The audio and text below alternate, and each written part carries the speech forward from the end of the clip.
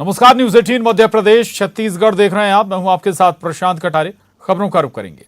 जबलपुर से बड़ी खबर है। पुलिस आरक्षक भर्ती परीक्षा में एक और युवक ने दम तोड़ दिया है। शारीरिक दक्षता के दौरान दौड़ में शामिल हुआ था ये युवक।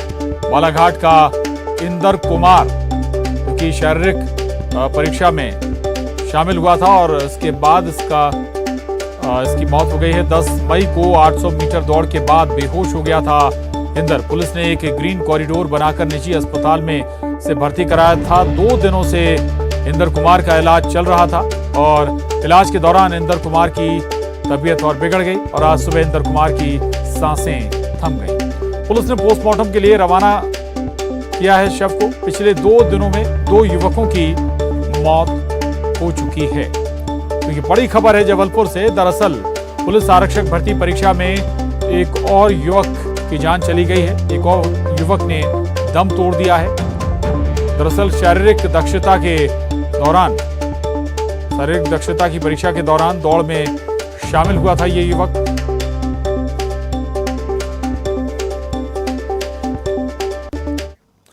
और भोपाल से बड़ी खबर है। एक्शन में गृह मंत्री नरोत्तम मिश्रा। पुलिस भर्ती परीक्षा का फिजिकल टेस्ट स्थगित कर दिया गया। गृह मंत्री नरोत्तम मिश्रा ने इस मामले में ट्वीट किया है। पुलिस भर्ती परीक्षा के फिजिकल टेस्ट को वर्तमान में भीषण गर्मी को देखते हुए 2 जून तक स्थगित किया गया है। ये बड़ी खबर है भोपाल से। एक्शन में गृह मंत्री नरोत्तम मिश्रा। पुलिस भर्ती परीक्षा का फिजिकल टेस्ट स्थगित किया गया है। गृह मंत्री नरोत्तम मिश्रा ने इस संबंध में ट्वीट किया है और पुलिस भर्ती परीक्षा के फिजिकल टेस्ट को वर्तमान में पड़ रही भीषण गर्मी को देखते हुए 2 जून तक के लिए स्थगित कर दिया गया है।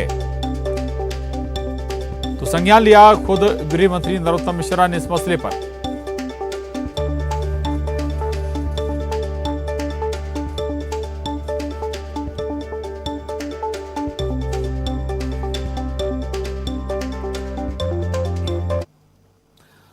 और प्रतीक अवस्थी हमारे साथ जबलपुर से जुड़े हैं।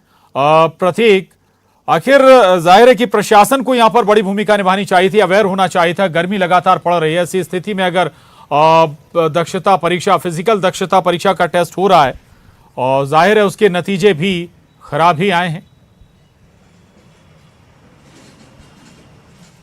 देखिए, इस बात से ही समझ सकते हैं प्रशांत की 2 दिनों के भीतर 2 अभ्यर्थियों की जो है मौत हो चुकी है और वजह है भीषण गर्मी। चूंकि कल हमने सिवनी के एक युवक की जो है मौत की खबर दिखाई थी और आज बालाघाट के इंदर कुमार जो कि 10 मई को शारीरिक दक्षता परीक्षा में शामिल होने आए थे, इस बीच अचानक पानी पीने के बाद ही वो बेहोश हो गए थे। ग्रीन कॉरिडोर बना करके पुलिस ने उसे अस्पताल पहुंचाया और 2 दिनों से इलाज जारी भी था, लेकिन आज इंदर कुमार ने अपनी आखिरी सांसें ली और पोस्टमार्टम के लिए शव मेडिकल अस्पताल भेज दिया गया है। बेशक गृह मंत्री ने इस पूरे मामले में ऐसे तो कि न केवल जबलपुर बल्कि अन्य जगहों से भी ऐसे मामले आ रहे हैं। 2 जून तक सारी जो दक्षता परीक्षा है उसे स्थगित कर दिया है, लेकिन वाकई व्यवस्थाएं दुरुस्त होनी थी। चूंकि अभी ये 6वीं बटालियन में चल रही थी शारीरिक दक्षता की जो परीक्षा है, वहां आकर किस प्रकार के इंतजाम थे, क्या प्रॉपर पानी या बैठने की व्यवस्था, छांव की व्यवस्था थी या नहीं थी, इन तमाम बातों को बेशक कहीं ना कहीं जांच के दायरे में लाना चाहिए। क्योंकि 2 जवान जो नौजवान थे वो कहीं ना कहीं अपने भविष्य के लिए, अपने उज्जवल भविष्य के लिए दौड़ लगा रहे थे, लेकिन जिंदगी की जंग को ही हार गए। ऐसे बेशक मामला बेहद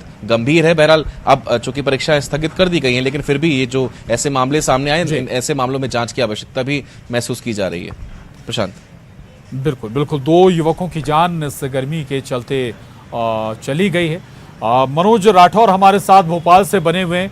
मनोज, क्या वाकई में गृह मंत्री को संज्ञान लेने की दरकार होनी चाहिए थी? बड़े पुलिस अफसरानों के निर्देशन में ये तमाम प्रक्रियाएं चलती हैं, प्रोसेस चलती हैं। चूक हो गई बड़े अफसरों से पुलिस के।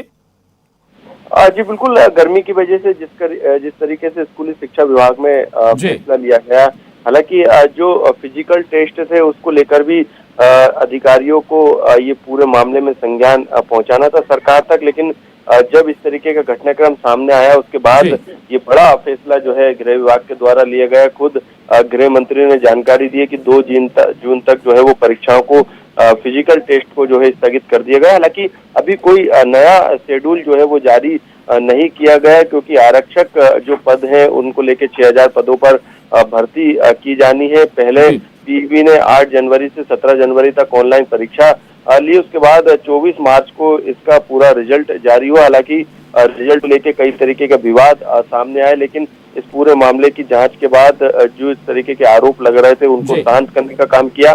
फिजिकल टेस्ट जो है वो 9 मई से शुरू कर दिए गए थे। करीब 6 शहरों में जो है ये शुरू किए गए थे और 5 जून तक जो है ये रोजाना होने थे। लेकिन क्योंकि जिस तरीके की भीषण गर्मी है और जबलपुर से जिस तरीके का घटनाक्रम प्रशांत सामने आया, उसके बाद ये फैसला जो है गृह विभाग के द्वारा लिया गया है। खुद गृह मंत्री ने ये फैसला अधिकारियों से बातचीत के बाद लिया है और इस परीक्षा को, इस फिजिकल टेस्ट को फिलहाल के लिए जो है वो स्थगित कर दिया गया है। आगे किस तरीके का शेड्यूल रहेगा इसके बारे में जानकारी जो है गृह विभाग के द्वारा जल्द जारी। मनोज, थोड़ा सा ये भी बताइएगा, एक तो जो समय तय किया गया वो बेहद गलत था शारीरिक परीक्षा के लिए, शारीरिक दक्षता परीक्षा के लिए।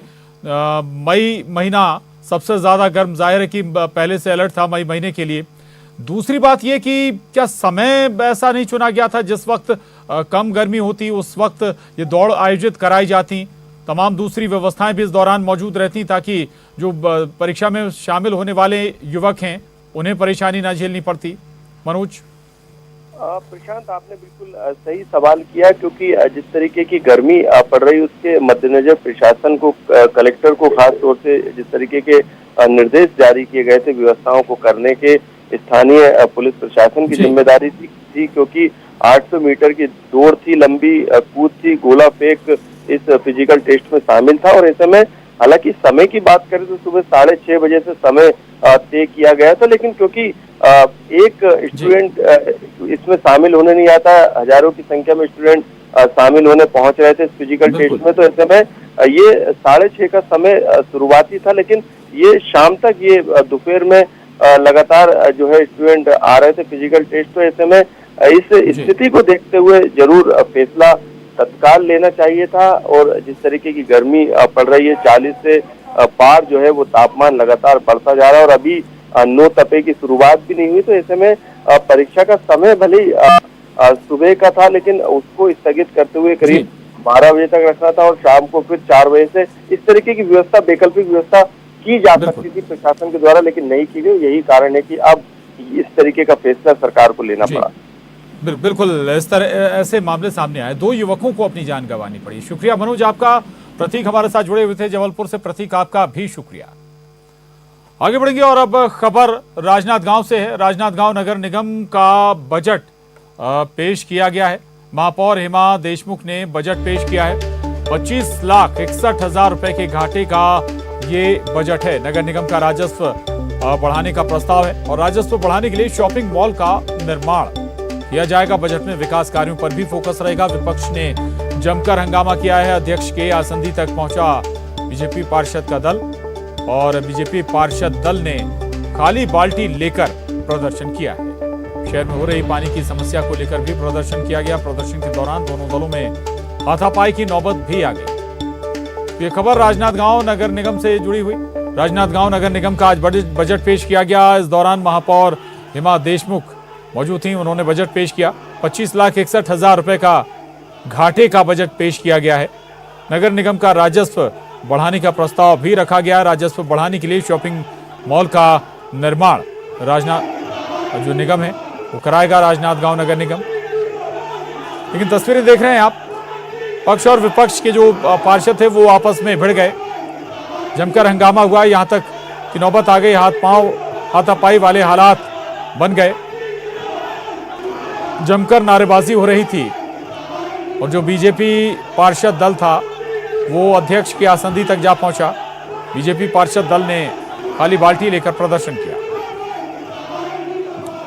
राकेश यादव हमारे साथ राजनांदगांव से जुड़ गए हैं। राकेश, ऐसे हालात क्यों बन गए? क्या दिक्कतें, क्या किन परेशानियों को लेकर विपक्ष हमलावर था?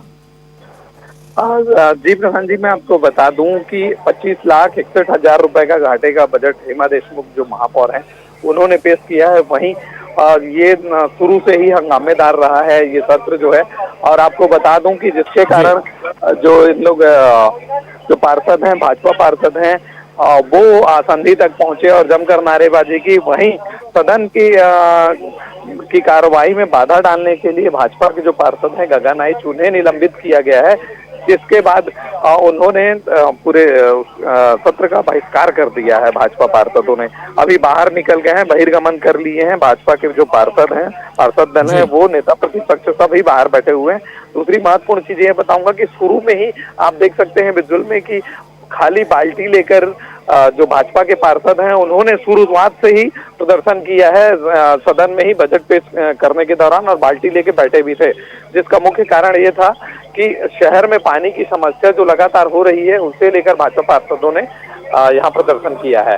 और नगर निगम में कांग्रेस सत्ता पक्ष में बैठी हुई है, कांग्रेस की हेमा देशमुख है और विपक्ष में भाजपा है। प्रधान जी बिल्कुल, तो ये हालात ऐसे बन गए कि यहाँ पर पानी की दरअसल समस्या है, और गर्मी में अमूमन पानी की समस्या हो भी जाती है, लेकिन विपक्ष हमलावर है। आरोप की जिम्मेदारी निगम की है लोगों के लिए पानी की व्यवस्था करने की।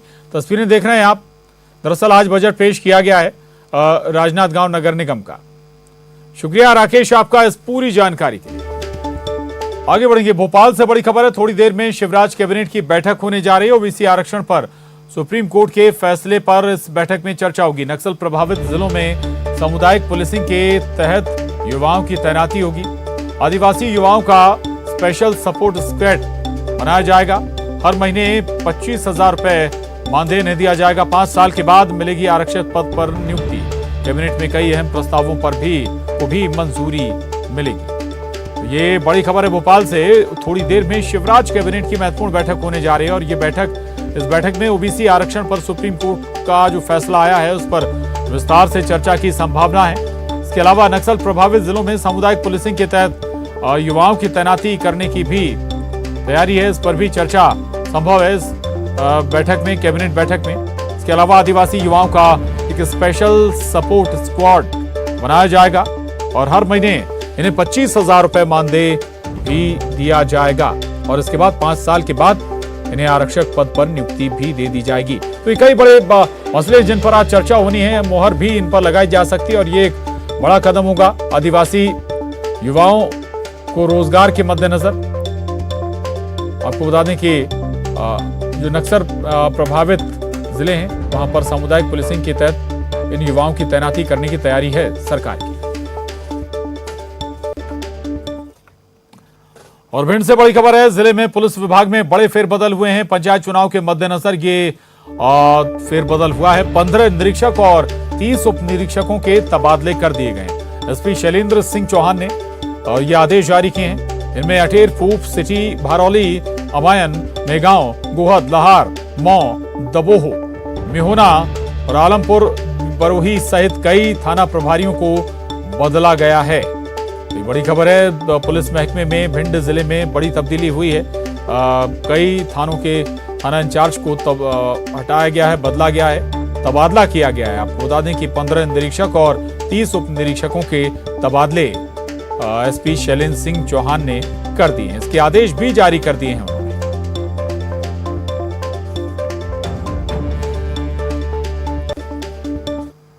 खबर नरसिंहपुर से। यहां रेलवे स्टेशन के प्लेटफॉर्म नंबर 2 की पार्किंग से गाड़ी निकालते समय करेली के नायब तहसीलदार आकाश दहारे के साथ जमकर मारपीट की बात सामने आई है।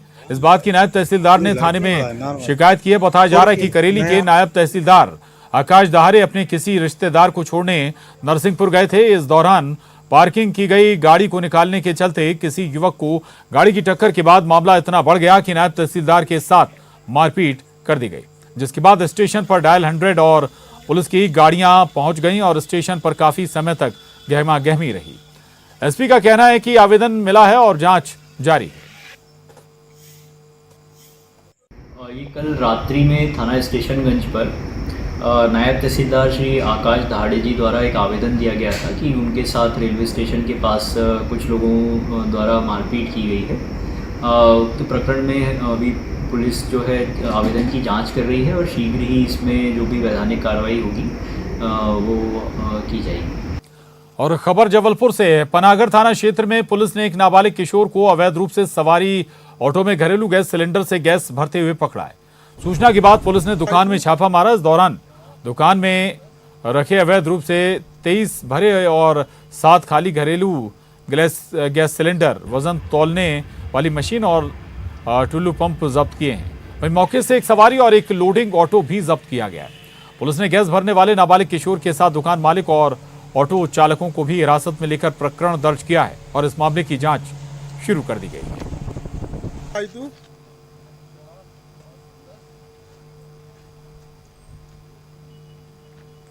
क्राइम ब्रांच की टीम ने परियट के पास में ऐसे लोगों को पकड़ा है जिसमें एक ऑटो में सिलेंडर भरे हुए थे और दूसरे ऑटो में उससे गैस जो है गैस भरी जा रही थी, यानी गैस रिफिलिंग का काम था। तो इसमें 30 सिलेंडर जो घरेलू गैस के सिलेंडर हैं वो जब्त किए गए हैं, 2 ऑटो जब्त किए गए हैं और इसका जो सामान होता है कि नापने का सामान, टुल्लू पंप, वो सामग्री जब्त की गई है। इसमें अगली खबर का रुख करेंगे। भोपाल से बड़ी खबर है। 24 से ज्यादा कॉलोनियों में 60 घंटे के लिए पानी की सप्लाई नहीं होगी। पुरानी कोलार लाइन से पानी नहीं मिलेगा अभी। दरअसल कोलार जल प्रदाय परियोजना की मेन ग्रेविटी लाइन में आज से मरम्मत शुरू हो गई है और 10 लाख से ज्यादा आबादी इसके चलते सीधे प्रभावित होने जा रही है। आपको बता दें कि लीकेज में रोज बहुत बड़े पैमाने पर पानी बह रहा था, लेकिन इस पानी को अब बर्बाद होने से रोकने के लिए ये जो ग्रेविटी लाइन है आज से इसकी मरम्मत शुरू हो गई है। 50 से 60 टैंकरों के जरिए जहां जहां पानी बाधित होगा वहां पर सप्लाई की जाएगी। तो 10 लाख से ज्यादा आबादी इसके चलते सीधे प्रभावित होने जा रही है। भोपाल से एक और बड़ी खबर है। प्रदेश में उपभोक्ताओं को फिर बिजली का झटका लग सकता है। 1.5 करोड़ से ज्यादा बिजली उपभोक्ताओं को फिर महंगी बिजली का करंट लगेगा। एक्सपर्ट्स के मुताबिक बिजली 15% तक और महंगी हो सकती है। विदेशी कोयले के इस्तेमाल से बिजली 15% तक महंगी हो सकती है और बिजली महंगी होने का पिछले 1.5 साल में ये चौथा मौका होगा। पिछले साल जनवरी जुलाई में और इस साल अप्रैल में बिजली की दरें पहले ही बढ़ चुकी हैं और एक बार फिर से बिजली लगभग 15% महंगी हो सकती है।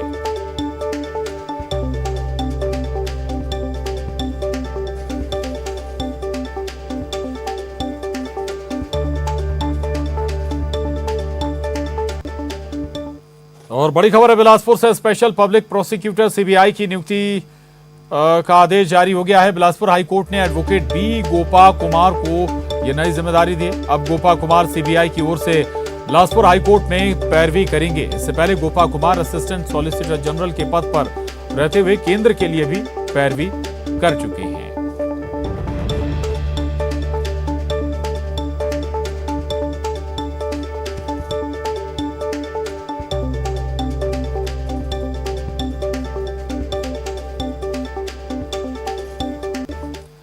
और खबर टीकमगढ़ से। टीकमगढ़ में आवारा पशु मुसीबत बनते जा रहे हैं। कई बार रोड पर सांडों का दंगल शुरू हो जाता है जिसमें लोग भी घायल होते हैं।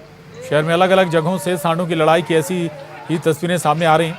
इन तस्वीरों में देखा जा सकता है कि कैसे 2 सांड आपस में भिड़ रहे हैं। इस दौरान एक और सांड आकर लड़ाई में शामिल हो जाता है। ये सांड लड़ाई करते हुए पास ही स्थित एक घर के पास चले जाते हैं, जिससे घर के पास खड़ा शख्स घायल हो जाता है। और ये तस्वीरें देख रहे हैं आप, एक शख्स भी इस पूरे घटनाक्रम में घायल हुआ है। सांडों की लड़ाई का एक और वीडियो सामने आया जिसमें 2 सांड रोड पर लड़ते नजर आ रहे हैं। मौके पर मौजूद लोग किसी तरह इन्हें भगाते हैं। टीकमगढ़ से ये तस्वीरें सामने आई हैं। लोगों की परेशानी बढ़ी हुई है यहाँ पर और अक्सर लोग जख्मी भी हो रहे हैं।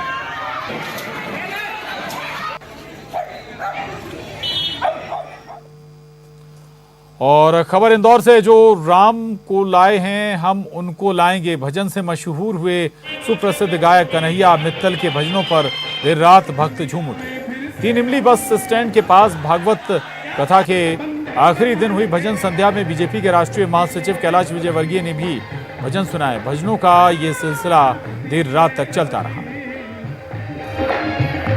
एक बार पूरा पंडाल गाए, भगवान लहराते हुए गाए। एक बार जो नाम को लाए हैं दुनिया में फिर से।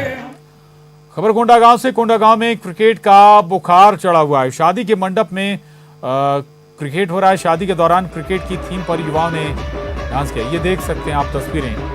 युवाओं का क्रिकेट डांस का वीडियो वायरल हो रहा है। गौरतलब है कि बस्तर में इन दिनों शादी का सीजन चल रहा है और शादी के पहले दिन मड़वा नृत्य करते हैं। युवाओं का क्रिकेट डांस लोगों को जमकर भा रहा है। तस्वीरें देखिए।